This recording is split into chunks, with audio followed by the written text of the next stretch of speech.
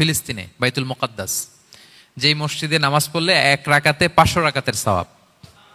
3টা মসজিদে সালাত পড়লে স্পেশাল ভার্চুর কথা আছে, এর বাইরে আর অন্য মসজিদের বিশেষ কোনো ফজিলত নাই, বাকি সব মসজিদ সমান। এক হচ্ছে মসজিদুল হারাম, 1 রাকাতে 1 লক্ষ রাকাত। 2 নম্বর মসজিদে নববী, 1 রাকাতে 1000 রাকাতের সওয়াব। আর একটা দুর্বল বর্ণনায় 50,000 রাকাতের সওয়াব। 3 নম্বরে এই মসজিদুল আকসা, 1 রাকাতে 500 রাকাতের সওয়াব।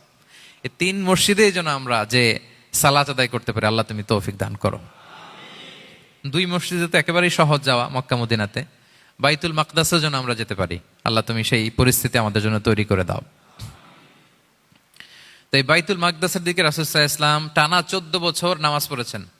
14 বছর।